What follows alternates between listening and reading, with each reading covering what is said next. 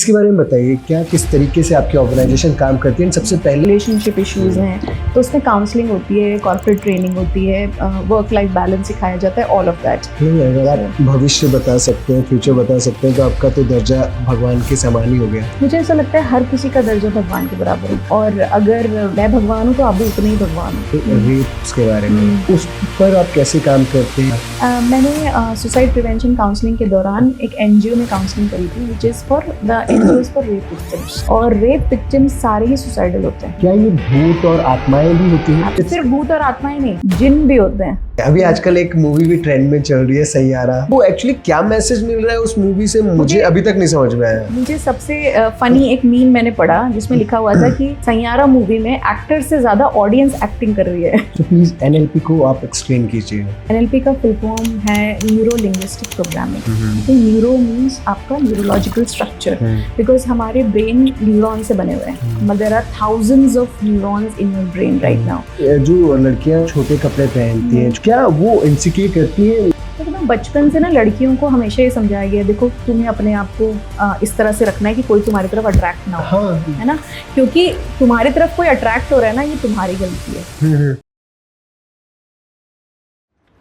Hello everyone, कैसे हैं आप लोग? मैं आपका दोस्त, आपका होस्ट युवराज लेकर आ गया हूँ अपने नए एपिसोड में अपने नए मेहमान को। आज जो हमारे साथ हैं, इनके बारे में ज़्यादा बात ना करते हुए चले जानते हैं इनसे, इनके ही बारे में। So let's just welcome doctor Mitali Jaiswal. Hi doctor. Hi Yuvraj. So should I call you doctor और मिताली? पहले तो you can call me Mitali, and I think मैं बहुत ज़्यादा कंफर्टेबल हूँ if you are calling me Mitali, because that's what my mom and dad give me the name, और मुझे लगता है कि I think I relate to that more. So welcome to my show. Thank you. So how's you? I'm good. I'm very excited to be here today. Thank you. क्योंकि आज आपके साथ हूँ, and plus I'm talking about very important topic. Yeah. We are discussing that, so I'm very excited. तो सबसे पहले मैं और मेरी ऑडियंस मिताली जानना चाहेंगे आपसे ही आपके बारे में, प्लीज़ बताइए हमें। So hi everyone, and I'm Dr. Mitali Jaiswal, and I'm the founder of Life Sutra, which is a company for tarot card readers, Reiki, NLP practitioners. We train the trainers, and we also help corporates and individual clients. But that is my work, and usse pehle 16 years of corporate I worked, you know that. And then for my passion, I have this NGO, which is, I think, the purpose of my life. It's called Suicide Free India, where we work on preventing suicide.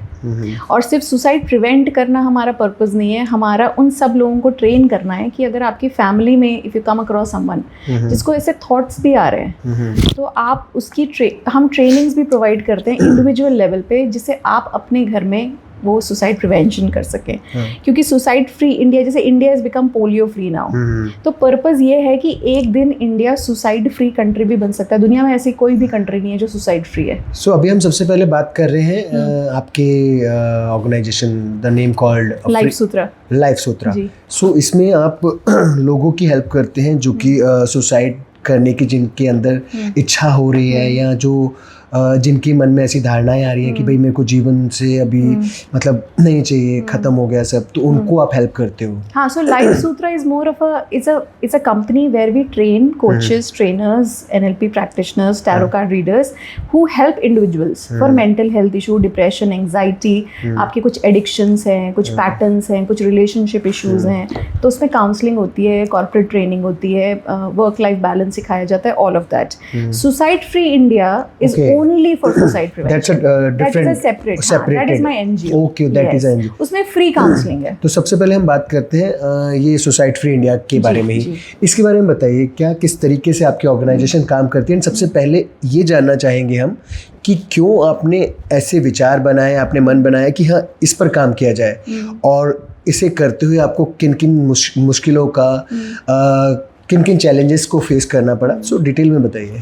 मुझे जब मैं NGO के बारे में, कभी मेरा कोई सपना नहीं था कि मैं, जैसे होता है ना बचपन से किसी का सपना होता है, एनजीओ कुछ भी नहीं था ऐसे। मैं बहुत ही ज़्यादा मनी सेंट्रिक आप कह सकते हो, एक नॉर्मल मिडिल क्लास की पढ़ी हुई लड़की जो घर की सबसे बड़ी थी, तो उम्मीदें भी ज़्यादा थी, और पहले घर की लड़की। And then I started working, और मैं बॉम्बे में फर्स्ट जॉब था मेरा, बॉम्बे, बैंगलोर, इंडिया में मैंने काम किया। And then I travelled abroad and I lived abroad for a long time, multiple countries I worked for, और अच्छा खासा पैसा कमा रही थी, और फैमिली बड़ी खुश थी कि घर की पहली लड़की कितना अच्छा करे। अच्छा, एक पूरे परिवार के लिए एक हो जाता है ना, सेट हो जाता है एक बेंचमार्क।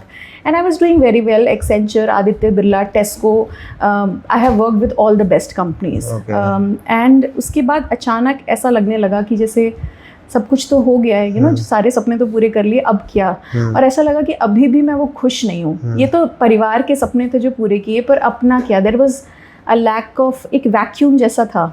तो फिर मैंने 1 साल का ब्रेक जैसा लिया, एंड आई थॉट कि मैं एक बार चलो एक्सप्लोर कर दे कि मुझे क्या चाहिए, मुझे क्या करना है, what is my purpose of life, what is that I want.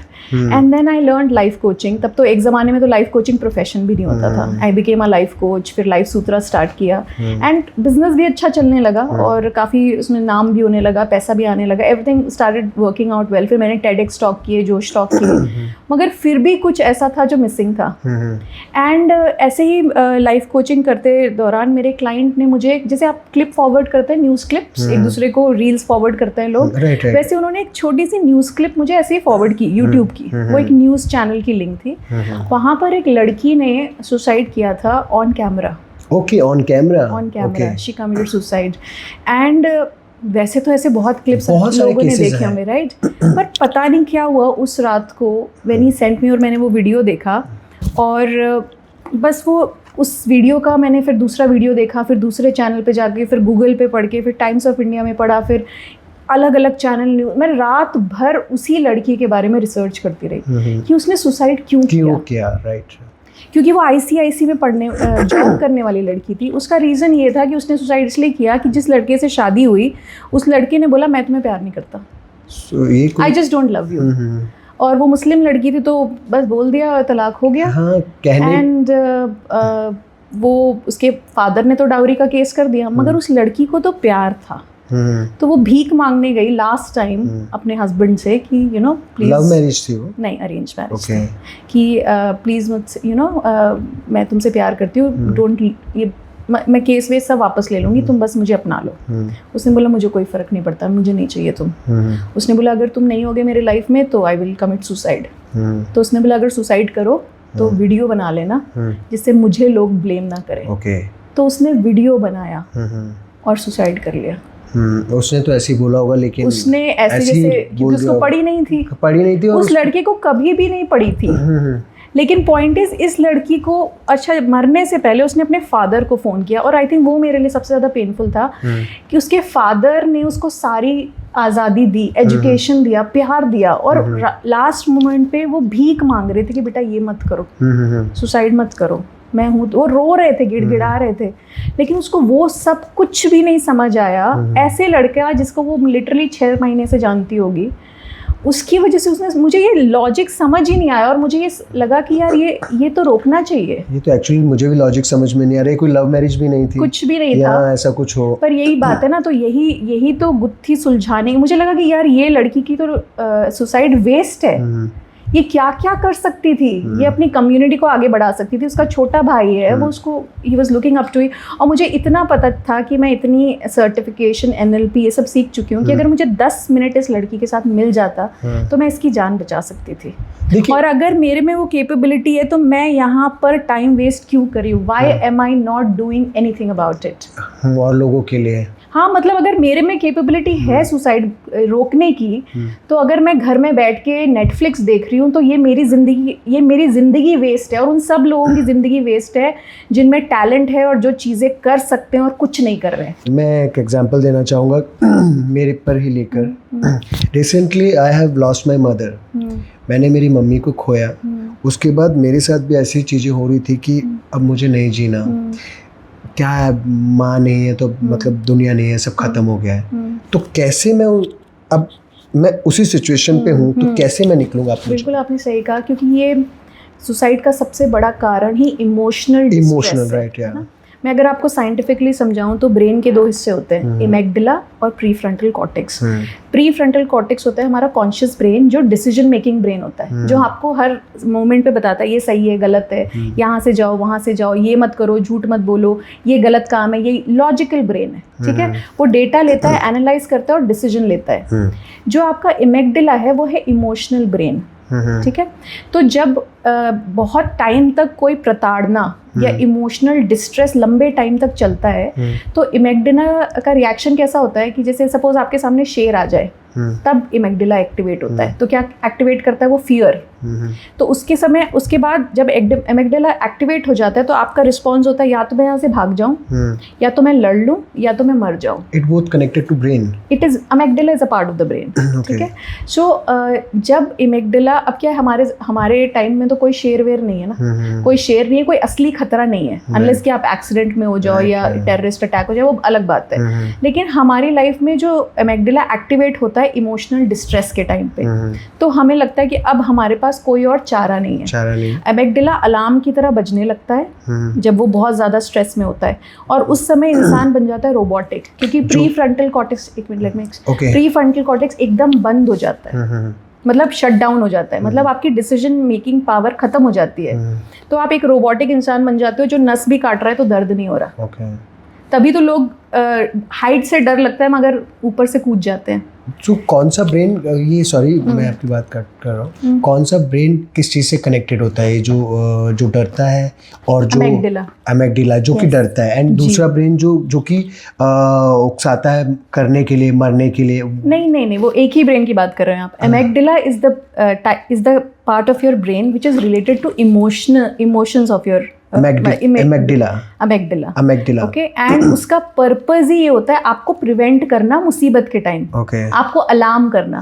लेकिन हमारी लाइफ में रियल खतरे नहीं है। एग्जाम में फेल होना रियल खतरा नहीं है, लेकिन एक स्टूडेंट को लगता है अरे मैं एग्जाम में फेल हो गया, अब मैं क्या करूंगा। एमेग्डिला अलार्म की तरह बजने लगा, प्रीफ्रंटल कॉर्टेक्स शट डाउन हो गया। अब उसको लग रहा है मरने के अलावा कोई और ऑप्शन नहीं है। उसने लेटर लिखा, पापा आई एम सॉरी, और सुसाइड कर लिया। 9th का बच्चा, अभी लाइफ में नहीं देखी उसने, उसके पास दुनिया पड़ी है, सारे ऑप्शन खुले हैं, मगर उसको कुछ भी नहीं समझ आ रहा, बिकॉज लोग बोलते हैं अरे माँ के बारे में नहीं सोचा, फादर के, इतना बड़ा गलत डिसीजन कैसे ले लिया। वो क्यों ले रहा है डिसीजन? क्योंकि उसका डिसीजन मेकिंग पावर ही बंद हो चुका है, and nobody understand this science. तो लोगों को लगता है कि यार सोचना चाहिए था उसको, अरे वो सोच सकता तो सोच पाता, उसका बंद हो चुका है ब्रेन। तो इस सिचुएशन में जो मैंने अपनी सिचुएशन आपको बताई, तो उस सिचुएशन में मैं कैसे अपने आप को बचा पाऊँ या निकालूं? आप अपने आप को निकाल नहीं सकते, इसीलिए मदद की जरूरत है। जब आपका प्री फ्रंटल कॉर्टेक्स बंद हो गया, मतलब आप अपने आप की मदद नहीं कर सकते, उस वक्त बहुत जरूरी है कि आपके आसपास ऐसा कोई हो जो आपको उस इमोशनल डिस्ट्रेस से निकाले। दैट्स व्हाई सुसाइड प्रिवेंशन के लिए आपको किसी की जरूरत है, आप अपने आप को नहीं बचा सकते।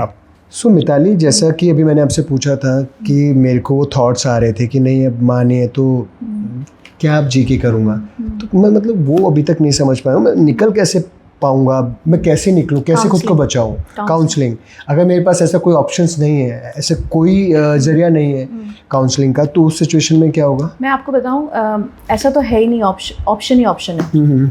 ऑप्शन इसलिए है क्योंकि सबसे अच्छी बात तो ये है कि we are there, suicide free India is there, plus there are lot of counsellors, psychologist, therapist. मतलब आप ये सोचो कि आपका कोई फ्रेंड ही बचा पाए तो फ्रेंड में अनफॉर्चुनेटली आपका फ्रेंड में वो शायद कैपेबिलिटी ना हो जो आपकी इमोशनल प्रॉब्लम को समझ सके। वो बोलेगा अरे, और स्पेशली लड़कों में तो होती नहीं है, लड़कों की बात करें तो लड़के unfortunately they are not very good emotional friends unless you have a female best friend. नहीं, लड़के मेरे ख्याल से ज़्यादा इमोशनल ना मैं बहुत इमोशनल नहीं, आप इमोशनल हो, मैं इमोशनल मैच्योरिटी की बात कर रही हूँ।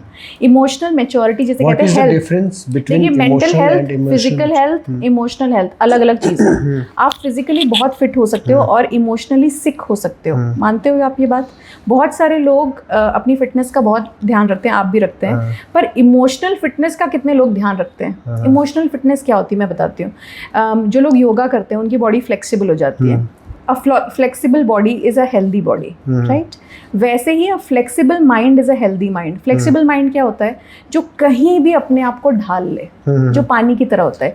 वो ज़मीन पे बैठ के भी कंफर्टेबल है, वो गर्मी में भी कंफर्टेबल है, गंदे लोगों के साथ भी कंफर्टेबल है, अच्छे लोगों के साथ भी कंफर्टेबल है, छोटे बच्चों के साथ भी फ्लेक्सिबल है और बुजुर्गों के साथ भी उतना ही कंफर्टेबल है.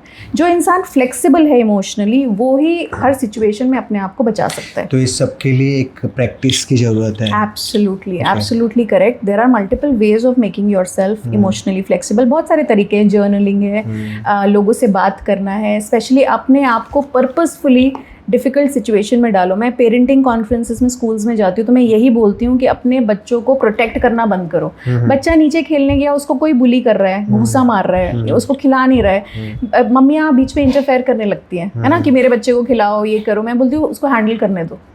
इसको कहते हैं इन्वायरमेंटल मास्टरी. जब इन्वायरमेंट में आप किसी भी इन्वायरमेंट में अपने आप को हैंडल करना सीख जाओ, that is called emotional flexibility. और अगर आप अपने गाँव से, शहर से, अपने छोटे से एरिया से निकले ही नहीं बाहर, तो आपकी इमोशनल फ्लेक्सिबिलिटी नहीं डेवलप होती. जब आप किसी फॉरेनर के साथ बैठते हो तो अचानक आप अनकंफर्टेबल फील करते हो, है ना. दूसरे मराठी लोग हिंदी लोगों के साथ अनकंफर्टेबल फील कर रहे हैं, राइट. बिहारी लोगों के साथ अनकंफर्टेबल फील कर रहे हैं क्योंकि लोग इमोशनली फ्लेक्सिबल ही नहीं है कि सामने वाले की अच्छाई को जानने की, पहचानने की इतनी मेहनत करें.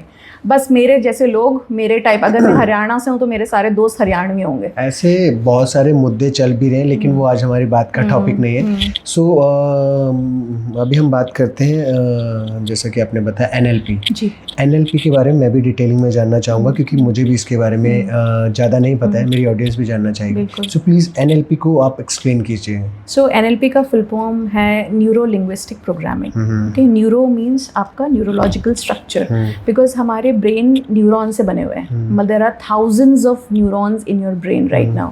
और सबसे इम्पॉर्टेंट बात है कि न्यूरॉन्स ना किसी नर्व से कनेक्टेड नहीं होते हैं, they are connected through electricity.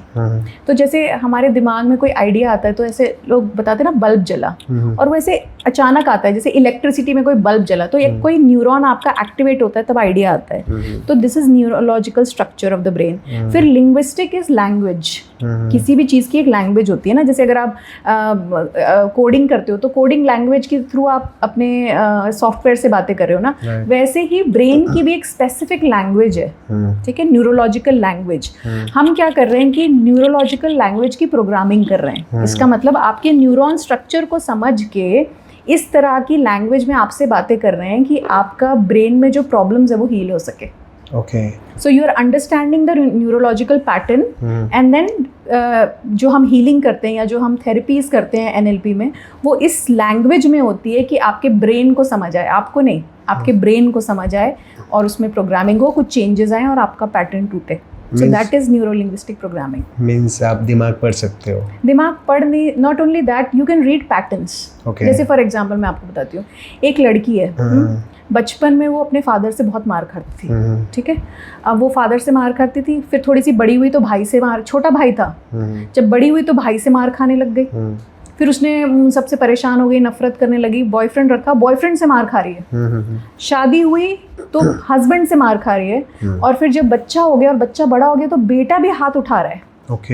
तो this is like a pattern. उसकी लाइफ में वो पैटर्न खत्म ही नहीं हो रहा, और वो सोच रही है लड़के सारे बेकार हैं, सारी दुनिया के मर्द बेकार हैं और सब ऐसे ही मुझे ट्रीट करते हैं. पर एक्चुअली ये उसका पैटर्न है. वो क्रिएट करती है अपनी लाइफ में ऐसे सर्कमस्टेंसेस कि उसको मार खानी पड़े, पर वो ये समझ नहीं पा रही है. This is a pattern which is happening in her life.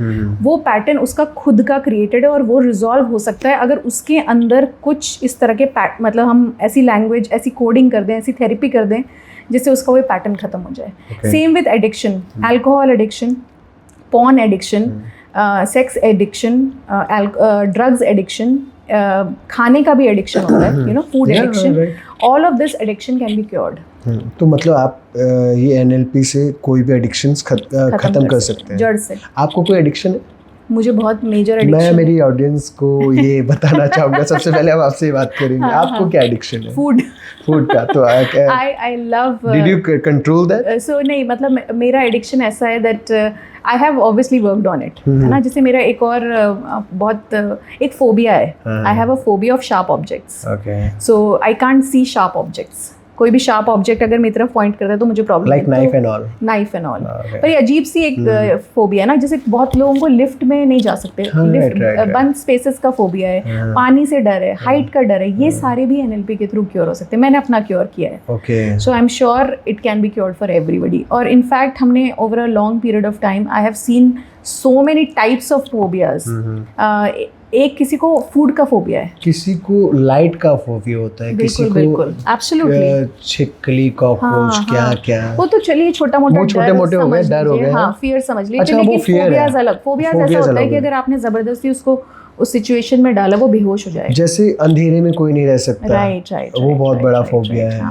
वो बचपन में बहुत सारे ऐसे फोबियाज हैं जो इसी लाइफ में आपने बचपन में बहुत सारे चाइल्डहुड ट्रॉमास की वजह से, physical abuse, sexual abuse, emotional detachment, parents से प्यार ना मिलना, इसकी वजह से बहुत सारे ट्रॉमा बच्चे के अंदर रह जाते हैं, वो इवेंचुअली फोबियाज बन जाते हैं। अच्छा, जिस बंदे में, जिस पर्सन में कोई फोबिया नहीं है, इट मीन्स वो कंप्लीटली स्ट्रांग बंदा है इन एवरी वे।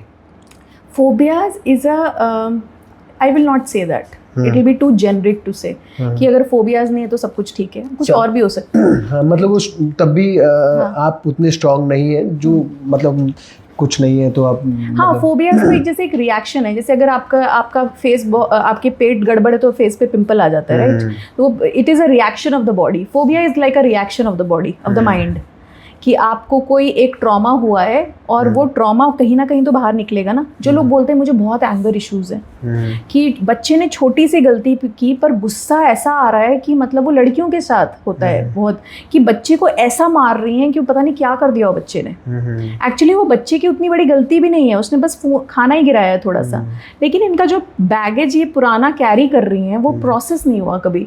जैसे अगर आप खाना इनडाइजेस्ट रह जाए तो फिर वो पेट में दिक्कत करता है ना, इसी को इमोशनल कॉन्स्टिपेशन भी कहते हैं, कि इमोशनल कॉन्स्टिपेशन है। और जब मौका मिलता है उस गुस्से को निकालने का तो फिर वो बिना प्रोपोर्शन के निकलता है गुस्सा, बच्चे पे निकलता है, और हमेशा कमजोर इंसान पे निकलता है, क्योंकि बच्चा कमजोर है, आपकी मेड कमजोर है, आपके नीचे काम करने वाले आपसे थोड़े कमजोर हैं, ऑटो वाला कमजोर है, इसलिए लोग अपना हाथ उठा देते हैं। यू नो, कितने बार गरीबों पे, कमजोर लोगों पे हाथ उठ जाता है, बिकॉज एंगर का वो आउटलेट है। एक बात और आपने बोली थी, टैरो कार्ड रीडर मींस भविष्य भी बताती है आप।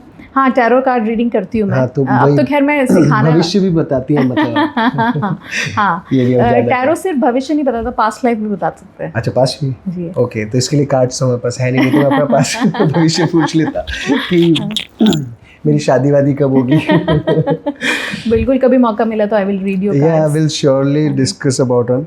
सो टैरो कार्ड ये क्या होता है, जरा मेरी ऑडियंस और मैं भी जानना चाहेंगे इस बारे में। सो टैरो कार्ड कैसे काम करता है? सो टैरो कार्ड्स का जैसे आप अगर ओरिजिनली देखें तो it is coming from Egypt. Okay, जो सिंबल्स टैरो कार्ड में पाए जाते हैं, even though it started from France and Italy, history अगर आप देखें, लेकिन उसमें जो सिंबलिज्म है it is coming from Egypt. तो इजिप्ट में अगर मैं इसकी हिस्ट्री की बात करूं तो there was a god called Thoth, और उन्होंने एक बुक लिखी थी, द बुक ऑफ थॉट, जिसको also called book of life. उसमें अपने आप पिरामिड में रखा जाता था उस बुक को, और वो रोज उसका एक पेज टर्न हो जाता था और वो फ्यूचर बताता था ऑटोमेटिकली। तो वो जब एक बार उस पेज में ऐसा आया कि इजिप्ट में ये बहुत बड़ी कहानी है, दैट उनको ये बुक ऑफ लाइफ में ही ये पता चला कि ये सारा कल्चर इजिप्ट का और ये सारी नॉलेज जो इन्होंने लिखी हुई है, जिस लैंग्वेज में लिखी हुई है, ये सब कुछ खत्म होने वाला है। So it is a true story. It is a true story. Okay. तो उसके बाद उनको ऐसा लगा कि अगर हमारी लैंग्वेज एक टाइम के बाद इलुप्त हो जाएगी ना, मतलब खत्म हो जाएगी ये लैंग्वेज, तो फिर how will I, that's the right word actually, so how will we, इसको हम कैसे प्रिजर्व करें, कैसे इस नॉलेज को प्रिजर्व करें। ये फ्यूचर पास्ट की लाइफ के बारे में सब कुछ बताता है ये, इस बुक को कैसे प्रिजर्व करें। तो उन्होंने उस पूरी बुक को लैंग्वेज हटा के सिंबल्स में कन्वर्ट कर दिया, और कार्ड्स के फॉर्म में, और दीवारों के ऊपर उसको गुदवा दिया उस सिंबल्स को। और फिर वो कैसे, कहाँ से, किस तरह से वो फ्रांस में पहुंची, और फ्रांस में बहुत पॉपुलर हो गया टैरो, और तब वो उसको कुछ और बोला जाता था। फिर इटली में पहुंचा, फिर वहाँ से अमेरिका पहुंचा, और अमेरिका के बाद ये वो बहुत पॉपुलर हो गया, and it became very, Rider Waite card was written, और उसके बाद से वो बहुत पॉपुलर हो गया। उसके बाद ओशो ने उस कार्ड को रीडिफाइन किया ओशो जेन कार्ड्स के नाम से। Okay, so it is actually works. It actually works. It Okay. actually works. मतलब भविष्य को और पास्ट को भी हम देख और समझ सकते जी हैं। जी जी बिल्कुल बिल्कुल जी, बहुत ही और- पावरफुल कार्ड्स हैं। और यही है कि बस जो रीडिंग जो कर रहा है उसका इंटेंशन और उसकी खुद की प्योरिटी बहुत इंपॉर्टेंट है Okay. In terms of intuition. ऐसा नहीं है कि ये दिस इज नॉट लाइक आपने ग्रेजुएशन कर लिया तो आपको सब आ गया। ये आजकल मार्केट में हाँ। बहुत सारे ऐसे बैठ गए हैं जी। टैरो कार्ड रीडर, पता नहीं लोग बिलीव करते हैं, करने वाले करते हैं और नहीं करने वाले नहीं। आई तो personally don't believe such things. चलिए ये एक अलग बात है। मैं बताऊँ, आप अगर एक ऑथेंटिक टैरो कार्ड से रीडर से रीडिंग करवाएंगे because this is all about your spiritual knowledge as well as third eye chakra, मतलब इंट्यूशन बेसिकली। तो अगर वो एक्टिवेटेड नहीं है and you are just reading the cards, जैसे आपने बुक खोल ली और बुक पढ़ रहे हो आप, तो फिर then it is not very effective unless कि जो इंसान रीड कर रहा है उसका इंटेंशन और प्योरिटी भी है, तब तक इफेक्टिवली कार्ड्स इज यूजलेस। इसलिए बहुत सारे टैरो कार्ड रीडर्स एक दूसरे की कॉपी कर रहे हैं, कॉपी कर रहे हैं हाँ, वही और तो। फिर पता भी नहीं चल रहा है कि कॉपी करने के बाद भी अच्छी कॉपी नहीं कर रहे। एक्चुअली इसीलिए तो बिलीव कर पाना इन सब चीजों पर इजी नहीं होता, Right. नहीं हो पाता। Right. क्या है? जो authentic card tarot card readers है ना, वो कोई वीडियोस नहीं बना रहे, वो कोई भी इंस्टाग्राम का यूसेज करके मार्केटिंग नहीं कर रहे हैं, वो चुपचाप अपनी रीडिंग कर रहे हैं और अपनी एनर्जी बचा रहे हैं, ये- क्योंकि इसको रीड करने में बहुत एनर्जी चाहिए होती है। Everything is energy. ओके, यही astrologers and tarot card reader both are different. Astrology is mathematics, Okay. Pure mathematics. उसमें तो आपको इंड्यूशन की जरूरत ही नहीं है, इतना बढ़िया सिस्टम है स्टार्स का, नक्षत्र का, उप नक्षत्र का, इतना बढ़िया डिग्री वाला कैलकुलेशन है। मैथ्स आना जरूरी है अगर आप एस्ट्रोलॉजी सीख रहे हैं तो। It is completely mathematical calculation, इसमें कोई गेस वर्क का कोई है ही नहीं। अगर आपने एस्ट्रोलॉजी सीखी है, टैरो में थोड़ा सा गेस कभी कभी करना पड़ता है, मगर एस्ट्रोलॉजी इज कंप्लीटली मैथमेटिक्स। नहीं, अगर आप भविष्य बता सकते हैं, फ्यूचर बता सकते हैं, तो आपका तो दर्जा भगवान के समान ही हो गया। तो मेरे को ऐसा लगता है पर्सनली कि ऐसा कैसे पॉसिबल है? मुझे ऐसा लगता है हर किसी का दर्जा भगवान के बराबर है, हाँ, because as per astrology also everything is inside us, the whole universe is inside us. और अगर मैं भगवान हूँ तो आप भी उतने ही भगवान हो, मतलब 1% भी आप कम नहीं हो, क्योंकि you are also made of god particle. और ये साइंटिफिकली फिजिक्स ने प्रूव कर दिया है that we are made of god particle. Okay, अगर कुछ क्रिएट हुआ है तो क्रिएटर है, और अगर क्रिएटर नहीं हमको अपने अंदर से क्रिएट किया है तो फिर उसका ही कण हमारे अंदर है। So it is scientifically proved that we are made of god particle. अच्छा, आपने अभी जैसे हमने भगवान की बात कर ली है, तो एक बात और मेरे माइंड में आ रही है, क्या ये भूत और आत्माएं भी होती हैं? Absolutely. 4 डायमेंशन, सिर्फ भूत और आत्माएं नहीं, जिन भी होते हैं। ये एग्जिस्ट करती हैं चीजें? मैं आपको बताऊं, there are 4 dimensions, we are living in 1 dimension. Okay. अब तो हम 4D 5D समझते हैं, तो हम I can talk about it. ये 1 डायमेंशन है। इसी डायमेंशन में मैं आप लोगों को सबको देख रही हूँ, because we are all in the same dimension. But ऐसे 4 डायमेंशन है। मुझे खुद भी नहीं पता है सारे डायमेंशंस के बारे में, पर मुझे पता है कि एक और डायमेंशन तो डेफिनेटली है जहाँ पर आप आत्माएं वगैरह कंफर्टेबली रहती हैं। हमारे इस डायमेंशन में बिल्कुल, आत्माएं हैं? इसमें नहीं रहती, उनका अपना डायमेंशन है। उनका अपना है। वो हमें देख सकते हैं, हम उन्हें नहीं देख सकते। और समटाइम्स कुछ आत्मा ऐसे होती है जो हमें भी नहीं देख सकती, वो अपनी दुनिया में है, अपने डायमेंशन में, they are okay with that. और मुझे लगता है कि आपका जब हर कोई इस डायमेंशंस के बारे में ना ही जाने तो अच्छा है। देयर इज़ अ रीज़न, क्योंकि अलग अलग डायमेंशन में अलग अलग लोग हैं। बहुत रेयरली कोई ऐसा होता है जो अलग अलग डायमेंशन में ट्रैवल कर सकता है। मीन्स ये आत्माएं एक्चुअली एग्जिस्ट, एब्सोल्युटली, और ये भूत एंड ऑल एब्सोल्युटली होता होगा ना, ये सब कुछ। मुझे एक बात बताओ कि अगर हम अपने दिमाग को इतना बंद कर लें कि हम इतने ईगोइस्टिक हो जाएं कि हमें लगे बस हम ही हम हैं। कुछ लोगों को तो इंसानों को भी इंसान नहीं समझ रहे, और कुछ लोग जानवरों को भी वैल्यू नहीं दे रहे हैं कि भाई मेरे सोसाइटी में डॉग नहीं आना चाहिए। पर डॉग भी तो गॉड पार्टिकल से बना हुआ है, उसको भी क्रिएट किया गया, वो भी क्रिएचर है, राइट? तो उसको भी एक्सेप्ट नहीं कर पा रहे। और हमारी जितना अपनी माइंड को छोटे करते जाओगे बस कि हम ही हम है, यूनिवर्स में आपकी औकात एक पानी के बुलबुले जैसी है, इतना ह्यूज है यूनिवर्स। तो फिर आप कैसे ये स्टुपिडिटी रख सकते हो कि हम इंसान इकलौते हैं, एक ही प्लैनेट है जिसमें लाइफ है, या फिर लाइफ के बियॉन्ड कुछ नहीं है? एवरीथिंग इज एनर्जी, और I am sure there are lot of forms of energy, है ना.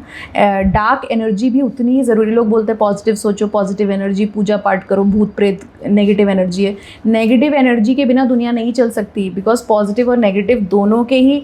रावण के बिना राम का कोई अस्तित्व नहीं है. रावण भी राम जितना ही इक्वली इम्पोर्टेंट है. इसीलिए विलन्स के बिना हीरो नहीं हो सकता, एग्जिस्ट नहीं करता. सो डार्क एनर्जी का उतना ही इंपॉर्टेंस है. और उसको मैं कभी भी कहती हूँ, अगर आपकी लाइफ में कोई डार्क एनर्जी वाला बंदा आ जाए, पंगे मत लो उससे, उसकी एनर्जी को कम मत समझो. सो डार्क एनर्जीज भी उतनी ही पावरफुल है, उतनी ही एक्टिव है सोसाइटी में, and let's not under estimate them, है ना. और इसलिए मैं, लोग कहते हैं नज़र क्या होती है, ईवल आई क्या होती है, सच होती है, 100% सच होती है. बिकॉज अगर एनर्जी है तो उसका मैनिफेस्टेशन भी तो होगा ना कहीं ना कहीं. सो गाइस, जैसा कि मिताली ने अभी बताया कि आप चाहे जितने भी बड़े भगवान के भक्त हो, भूत से भी डरना ज़रूरी है क्योंकि ये सब चीज़ें भी एग्जिस्ट करती हैं. सो अगला सवाल मिताली था मेरा, social as you work as a social activist, so उस बारे में थोड़ा डिटेलिंग में बताइए मुझे. So as a not only do we teach people how to prevent suicide, क्योंकि मैं ये मानती हूँ कि सिर्फ एक टोल फ्री नंबर देने से सुसाइड नहीं बच सकता. सही बात है. और अगर हम इंडिया को चाहते हैं कि एक टाइम ऐसा हो कि इंडिया में सुसाइड कोई ना करे, कोई नेचुरल डेथ से मर रहा है दैट्स फाइन, एक्सीडेंट से मर रहा है दैट्स फाइन, मगर सुसाइड से अपनी जानबूझ के जान कोई ना ले. ये मेरा अल्टीमेट सपना है. पता नहीं सच होगा कि नहीं, मगर ये मेरी कोशिश रहेगी कि मरने से पहले at least I reach some point जहाँ पर मैं सुसाइड प्रिवेंट कर पाऊँ. और उसका एक ही तरीका है, जैसे हमने पोलियो फ्री इंडिया कैसे बनाया कि घर घर में जाके आप पोलियो ड्रॉप्स प्रोवाइड कर रहे हैं. ठीक है, आप पता कर रहे हैं कहाँ बच्चा हो रहा है, उसको पोलियो ड्रॉप्स प्रोवाइड कर रहे हैं. उसी तरह से हर घर में एक सुसाइड प्रिवेंशन काउंसलर होना चाहिए. कोई ऐसा इंसान एक घर में, वन पर्सन, जिसको समझ हो कि ये बंदा साइंस दिखा रहा है. मेरे घर में कोई एक इंसान है जो अपने आप को आइसोलेट कर रहा है, उसके बिहेवियर से वो रीड कर सके कि इसको ज़रूरत है, और वही ट्रेनिंग हम प्रोवाइड करते हैं. So now you want to see suicide free India, right? That's really nice of you. Eventually suicide free world, eventually. पर अभी पहले इंडिया से शुरुआत करें. जी. दूसरा, हम शूट से पहले कुछ बात कर रहे थे रेप्स के बारे में. उस पर आप कैसे काम करते हैं, आपकी टीम में और कौन कौन लोग हैं, कैसे आपने इसको स्टार्ट किया? मैंने सुसाइड प्रिवेंशन काउंसलिंग के दौरान एक NGO में काउंसलिंग करी थी, which is for the NGOs for rape victims. और रेप विक्टिम्स सारे ही सुसाइडल होते हैं. तो ये तो वो बात हो गई ना कि ये तो एक जो चीज़ हो चुकी है उसको हम बचाने की कोशिश कर रहे हैं, उन सर्वाइवर्स को बचाने, उम्मीद देने की कोशिश कर रहे हैं, थोड़ा होपफुलनेस कि इसके बियॉन्ड भी कि आप विक्टिम हो और आपको इस तरह से ट्रीट किया जा रहा है कि भाई सारी गलती आपकी थी.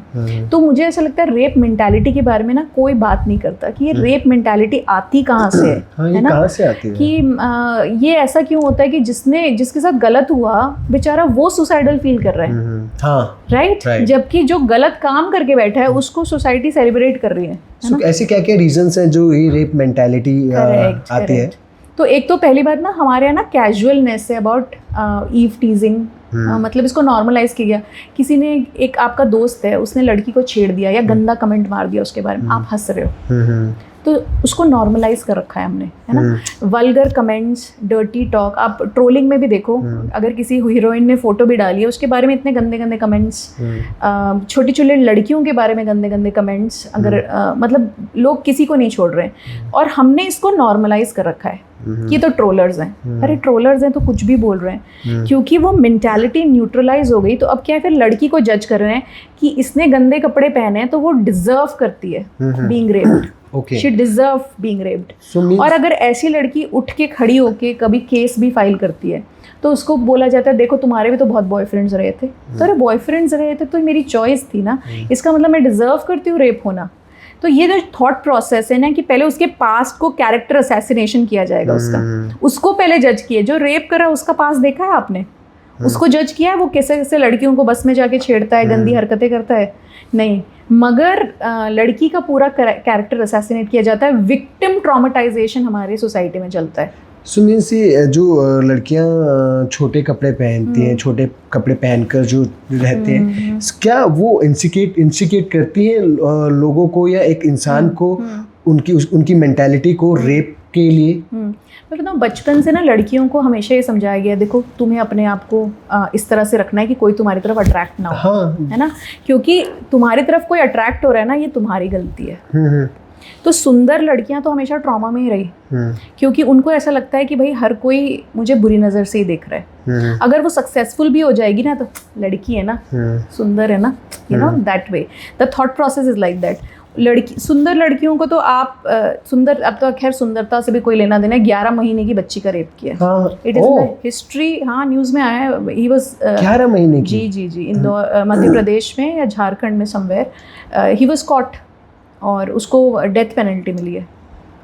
कोर्ट ने बोला इस मतलब आप बताओ इसमें कहाँ कपड़े आ गए, छोटे कपड़े। हाँ। या अगर 11 महीने की बच्ची का रेप कर रहा है कोई, हाँ। तो ये तो मेंटालिटी का प्रॉब्लम है ना, क्योंकि कमजोर है सामने वाला। तो और साइकोनेस भी आ गया ना बीच में। बिल्कुल ये तो प्रॉब्लम है ही ना, कि भाई जो कमजोर है उसको आप टॉर्चर कर सकते हो, वो क्या ही बोल लेगा। हाँ। तो जब तक औरतें एकदम कमजोर थी और रिपोर्ट नहीं कर रही थी, तब तक सिर्फ औरतों का रेप हो रहा था।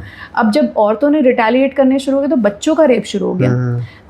आप अगर अफगानिस्तान का एक, वहाँ पर बच्चाबाजी करके एक चीज़ चलती है अफगानिस्तान में, जहाँ छोटे लड़कों को नचाया जाता है और उनका रेप किया जाता है। लड़कों को यंग लड़कों को गिफ्ट दिया जाता है। गिफ्ट में एक लड़का दिया जा रहा है। मतलब imagine, there is no limit to it, कि भाई क्योंकि आप कमज़ोर को टॉर्चर कर सकते हो, तो आप किसी भी कमज़ोर को पकड़ लोगे। जो कमज़ोर होता जाएगा उसको दबाया जाएगा। ये तो मतलब so this is a mentality problem, not छोटे कपड़े का problem. It was never about clothes, trust me.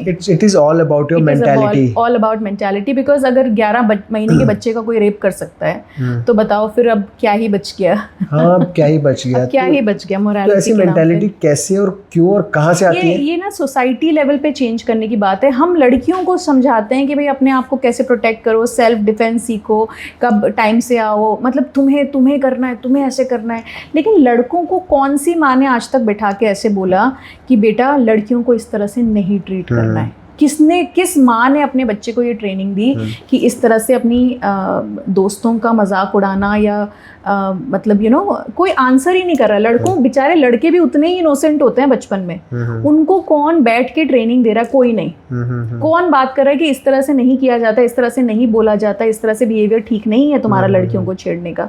और क्यों नहीं दिया जा रहा ट्रेनिंग? क्योंकि लिहाज। और उस चक्कर में क्या हो रहा है, लड़कों का एजुकेशन क्या बन जाता है? Porn becomes education, your friends become your counsellor. तो जो आपका दोस्त है उसने बोला हाँ यार लड़कियों को छेड़ना ओके है ना, उनके बारे में खराब बात करना इज ओके, तो वही फिर एजुकेशन हो जाता है ना, फ्रेंड्स बिकम काउंसलर। और फिर जो आपने सीखा वो मूवीज से देखा, गंदी मूवीज से सीखा, क्योंकि क्यूरोसिटी होती है ना एक एज पे। जब आप टीनेजर में होते हो तो आपकी क्यूरोसिटी होती है अबाउट द अदर जेंडर, तो कोई आंसर करने वाला ही नहीं है।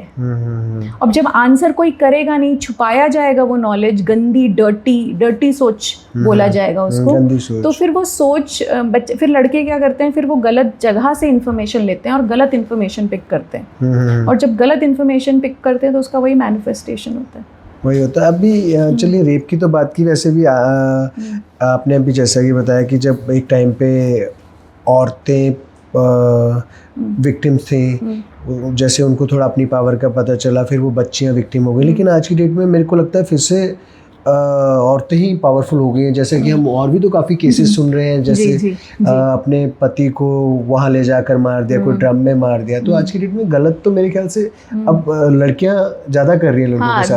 अभी आरबी की रिपोर्ट के अकॉर्डिंग कुछ 785 समथिंग औरतों ने पिछले 5 साल में अपने पतियों को मार दिया है। जी बिल्कुल सही। तो अभी एक लेटेस्ट केस वो भी हुआ है जहाँ पर फीमेल वो अपने लवर के साथ ओयो होटल में थी। आज का ही मेरे ख्याल से सीन है, आज या कल का। She was caught by her husband और वहाँ से वो लवर भाग गया, नेकेड, ही रैन नेकेड। हाँ, नेकेड भाग गया। एंड उसके बाद उसी गर्लफ्रेंड ने उसके ऊपर रेप के चार्जेस एंड ऑल अपने लवर के ऊपर रेप लगा दिए। तो ये तो गलत है ना। किसी के साथ भी फेथफुल नहीं है। तो मैं आपको बता रही हूँ, लड़कियां गलत या सही नहीं होती, मुझे लगता है इंसान गलत या सही होते हैं। राइट।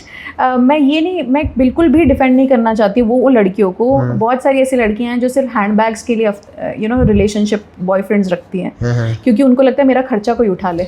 तो वैसे देयर आर टाइप, ये फीमेल एक टाइप है, there is a type of that.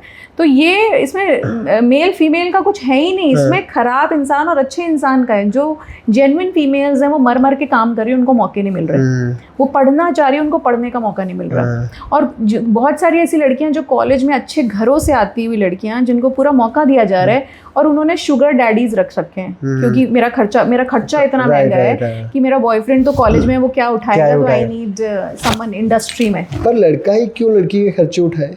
Exactly, मेरा क्वेश्चन भी यही है कि भाई तुमको एजुकेशन मिली हुई है। मैं कॉलेज में गई थी और बहुत सारे लड़कों ने इस पे ताली बजाई थी इस बात पे, और लड़कियां बहुत बुरा मान गई थी। मैंने बोला अगर तुम 20 साल के हो, कॉलेज में पढ़ रहे हो और तुम्हारे पापा ने मम्मी ने तुम्हें एजुकेट किया है, तो शर्म आने की बात है अगर तुम अपने बॉयफ्रेंड के खर्चे पे हो। It's a shame on the female gender कि इतनी पावर मिलने के बाद भी यू आर डिपेंडेंट कि मेरा खर्चा कोई उठाए। क्यों उठाए भाई, क्यों उठाए?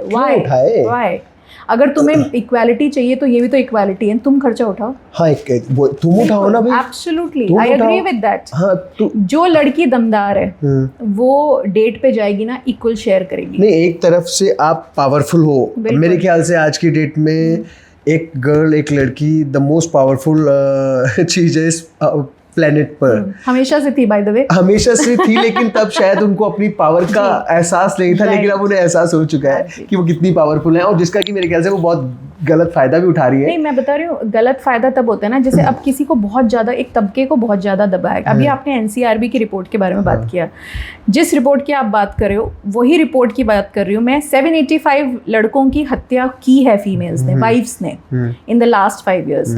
उसी 5 years में आपको पता है कितने फीमेल्स की उनके हस्बैंड्स ने हत्या करी है? 35,000। Same report, 35,000।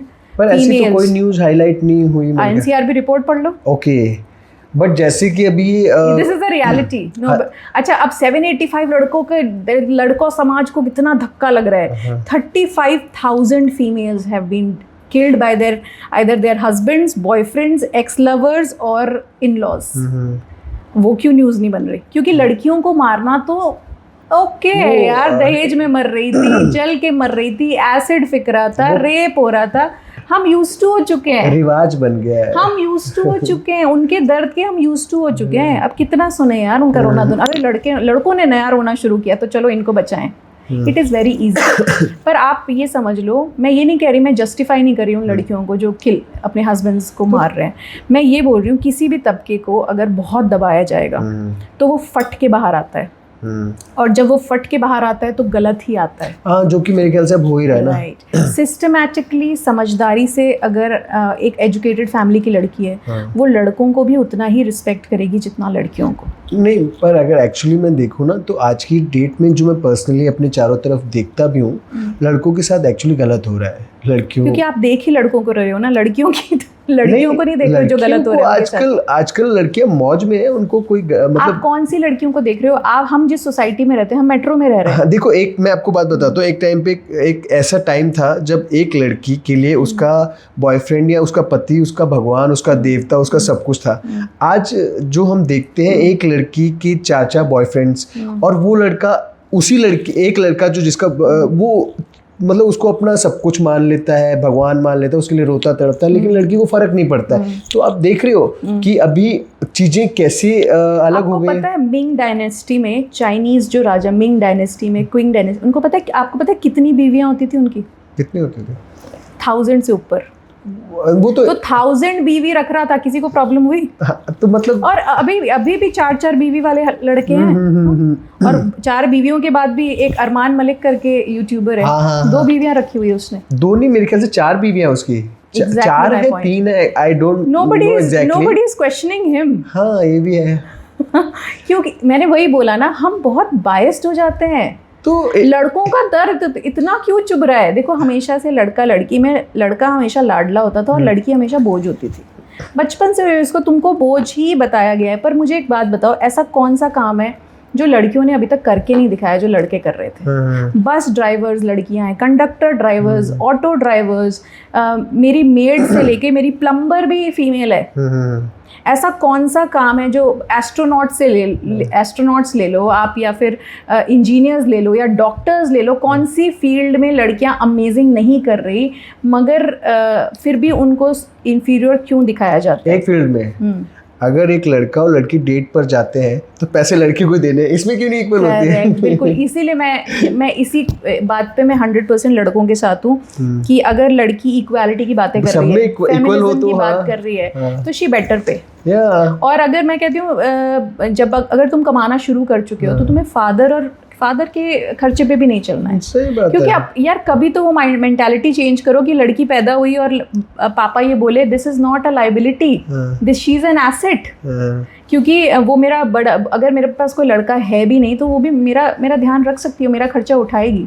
ये मेंटालिटी एक फादर को भी चेंज करने की ज़रूरत है और फीमेल्स को भी चेंज करने की ज़रूरत है। नहीं, अभी जैसा कि मैंने बोला ना, लड़कों के साथ अत्याचार हो रहा है, गलत हो रहा है। अभी आजकल एक मूवी भी ट्रेंड में चल रही है, सैयारा। जी, आप देख रहे होंगे उसको देख कर वो एक्चुअली क्या मैसेज मिल रहा है उस मूवी से, मुझे अभी तक नहीं समझ में आया। मुझे सबसे फनी एक मीम मैंने पढ़ा जिसमें लिखा हुआ था कि सैयारा मूवी में एक्टर से ज्यादा ऑडियंस एक्टिंग कर रही है। नहीं, मेरे उस मूवी को लेकर आपसे 2-3 सवाल हैं। उस मूवी से एक्चुअली हमें क्या सीख रहे हैं, हमें मिल रहा है, किस चीज़ से इंस्पायर हो रहा है? पहला, एक लड़का लड़की से बहुत प्यार करता है, राइट?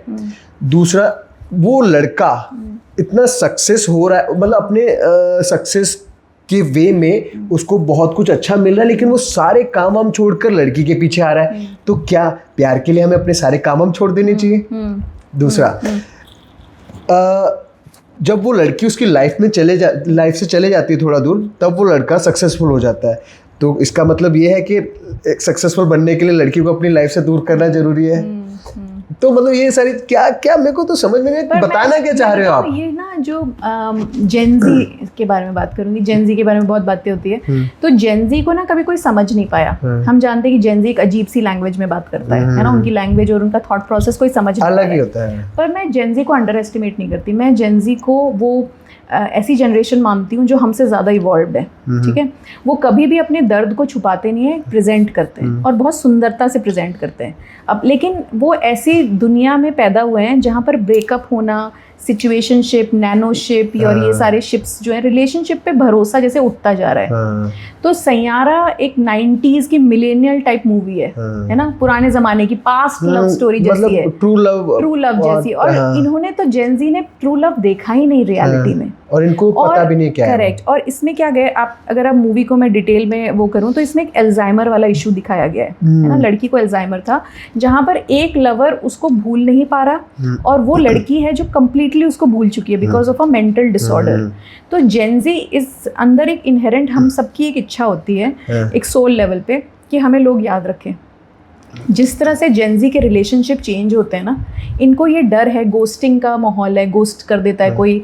डिजिटल इंटरेक्शन था, अचानक इंसान गायब हो गया, सच है कि झूठ है कुछ पता ही नहीं, रियलिटी से इनका एकदम पत्ता कट चुका है। तो ये लोग सोचते हैं कि एक दिन हमें भी सामने वाला भूल जाएगा and we will be lost. तो Gen Z is relating to the fact that they don't have a permanency in love and they are not stable as well. Correct. और उनको वो कभी मिली ही नहीं रिलेशनशिप्स में, that's why they are missing that. और वो हमारी एक डीप नीड होती है। कहीं भी कभी भी कहीं भी कैसे भी डाइवर्ट हो जाते हैं, स्टेबल नहीं है उनको, आज यहाँ है कल कुछ और दिखेगा तो वहाँ। Plus Gen Z is very aware of mental health issues. हम लोग को पता भी नहीं था कि अल्जाइमर्स क्या होता है, लेकिन Gen Z is very aware of mental health issue. इसलिए अल्जाइमर वाला जो है ना कि एक इंसान एकदम ही भूल जाए आपको, है ना, तो ये गोस्टिंग से रिलेट करते हैं ये लोग। और या फिर कि इतना ज़्यादा चेंजेस हो रहे हैं, तो ये लोग इमोशनल लेवल पे डिप्लीटेड है। कभी डीप कनेक्शन इनके बन ही नहीं पाते, और ये डीप कनेक्शन इन्होंने कभी देखा ही नहीं। तो when they see this movie they deeply connect with it, क्योंकि this is what they really want. Even though they are in the ऐसे टाइम पे जहाँ पर किसी को डेट करो 3 रखो 4 रखो, इट्स नॉर्मल, पर they are not okay with that. Deep down we all need deep connections. जो मिलेनियल्स के हमारे ज़माने में लेटर्स और ये सब होते थे और लोग कनेक्टेड रहते थे सालों साल, भूल नहीं पाते थे एक लवर को, लेकिन जेनजी ने वो देखा नहीं, तो दे मिस दैट। बट ये आजकल जो जेनजीज में जो छोटी एज में गर्लफ्रेंड बॉयफ्रेंड, वो क्या सही है? वो वही तो मैं कह रही हूँ ना कि because they get into it fast, they get over it also fast, क्योंकि इतनी जल्दी आप अगर आप पर तब तक देर भी तो हो जाएगी ना, काफी देर भी तो हो जाएगी काफी।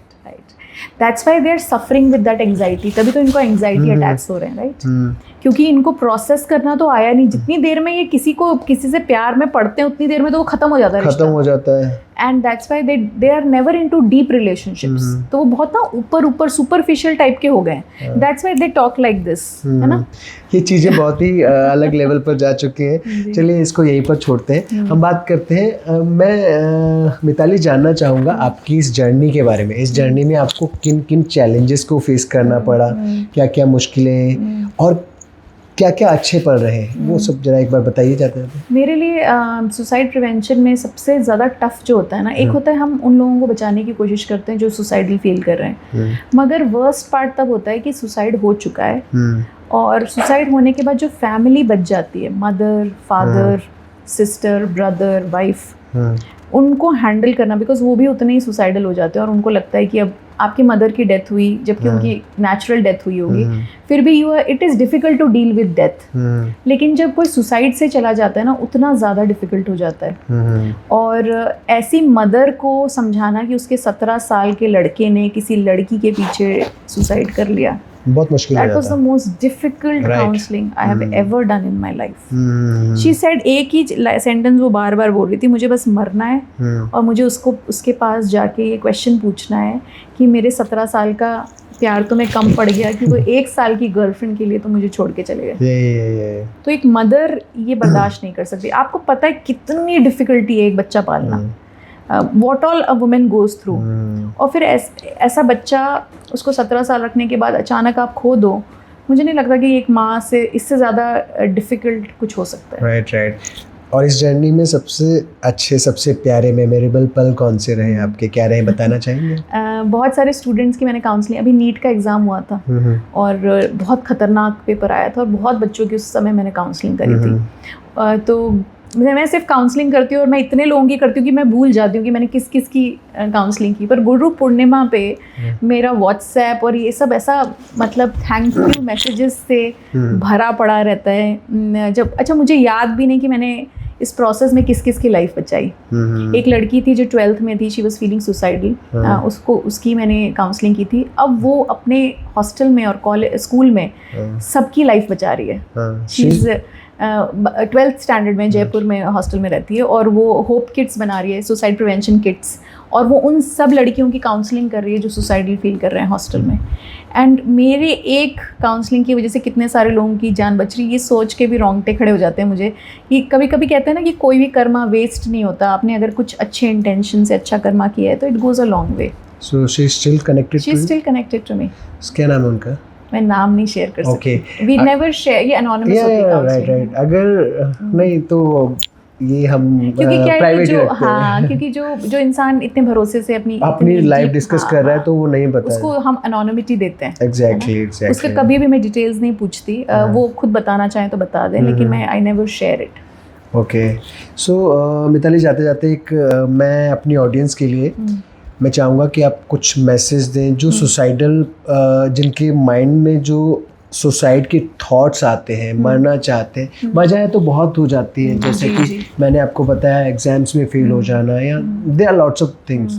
सो क्या मैसेज देना चाहेंगे आपकी, क्यों वो ये सब ना करें?